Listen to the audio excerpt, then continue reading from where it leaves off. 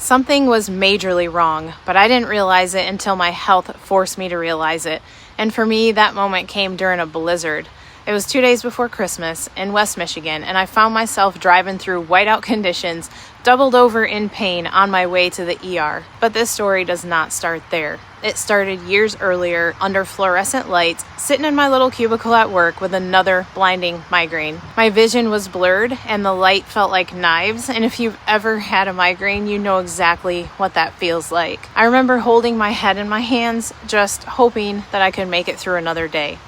I was only in my 20s, but I sure as heck did not feel that young.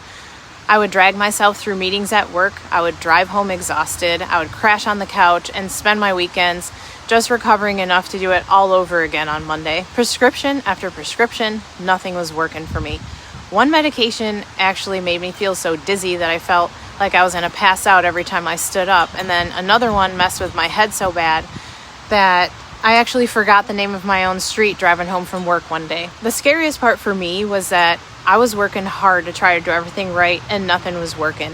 I was researching the heck out of migraines and their causes and their treatments. I was eating a balanced diet and I was seeing doctors.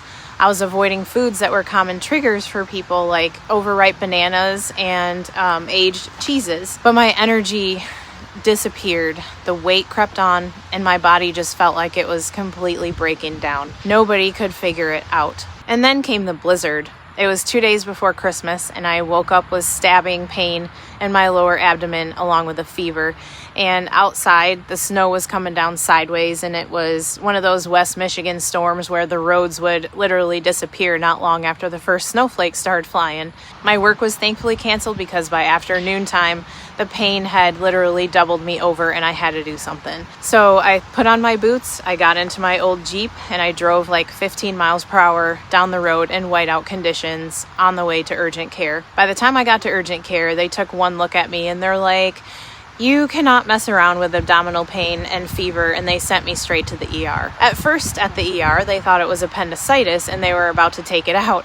But luckily, they did an MRI first, and while I was sitting there on IV meds waiting, I remember looking out the window and looking out. There's a glass door right outside my room, and I just watched the snow pile up and drift up, and I just kept thinking that I was probably going to be spending Christmas in there. The doctor finally walked in and said, "It's not your appendix. It's diverticulitis, and at your age, you are really young for this to happen." Before discharging me and giving me recovery instructions for the next 2 weeks, which would include a liquid diet and really strong antibiotics, he added one line that would change everything. Start eating real food. Nothing processed, nothing artificial, nothing with synthetic chemicals. And at that time, I had no idea what that meant, but those words ended up sticking with me. A few weeks later, I was in a specialist's office again for a follow-up appointment where the doctor was talking about the possibility of Crohn's disease, exploratory surgery, and even removing part of my intestines. And then he said something that pretty much stopped me cold. One of these medications can make it difficult to have children. So my stomach had dropped even further after hearing that last piece, and I don't even remember walking out of that office and driving home that day. But I do remember that night I made a decision. Before I agreed to any surgery, I was going to change what went into my body just to see what would happen, because I couldn't stop thinking about what that one ER doctor had recommended that night. So I started researching everything: preservatives, dyes, pesticides, synthetic chemicals, how they're used in foods and how they're used in growing food. This was before smartphones, and I ended up printing out the Dirty Dozen and Clean 15 lists and carrying them around in my purse. I read labels like my life depended on it because I felt like it really did. After you start researching and reading labels on everything you buy and start replacing processed foods with whole foods like clean produce and meats, those chemicals do start to jump out like a sore thumb when you're at the store. Immediately after I made those changes, something started to change. My gut felt so much better. And not only that, but the migraines faded. My energy came back and I felt stronger. And when I accidentally ate something processed, boom, I was flat for 3 days.